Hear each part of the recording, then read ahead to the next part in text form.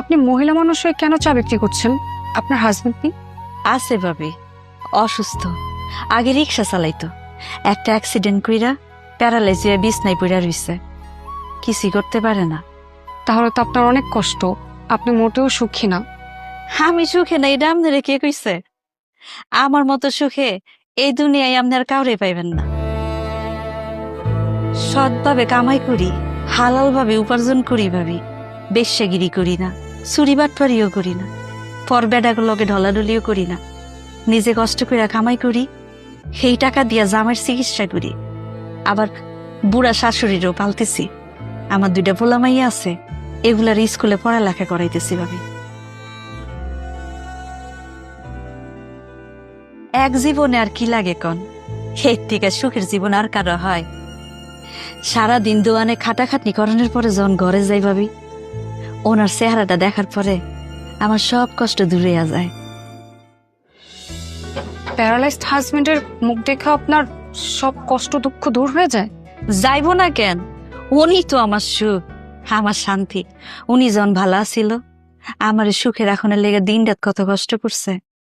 রিক্সা চালাইয়া 2 বেলা খাওয়াইলেও ভালোবাসার কোনো কমতি আছিল না, সুখেরও কমতি আছিল না। স্বামী প্যারালাইজ হয়েছে বইলা আমি তারে দেখে অসুখে থাকবো, সেটা তো হইতে পারে না। আরো কি জানেন ভাবি, পোলা মাইয়া 2টা যখন স্কুল থেকে ফিরিয়াইয়া মা কইয়া জড়াই ধরে, আমার সব কষ্ট দূর হইয়া যায়। তখন মনে হয় আমি এই শহরের রানী, এই ঢাকার শহরের রানী ফুলি। আমার মতো সুখে এই শহরে আর কেউ নেই। আমার ঘরে টাকা পয়সার অভাব থাকতে পারে, কিন্তু সুখের কোনো অভাব নাই ভাবি। আল্লাহর রহমতে আপনাকে দুয়াই মেলা সুখে আছি, আল্লাহ ভালো রাখছে।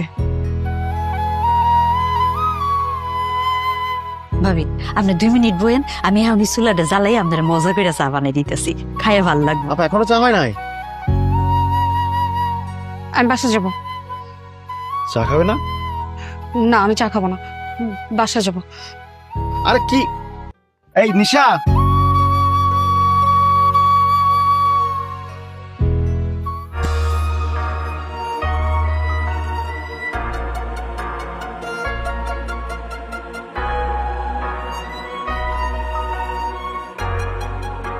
যাও রুমে গিয়ে ফ্রেশ হয়ে নাও।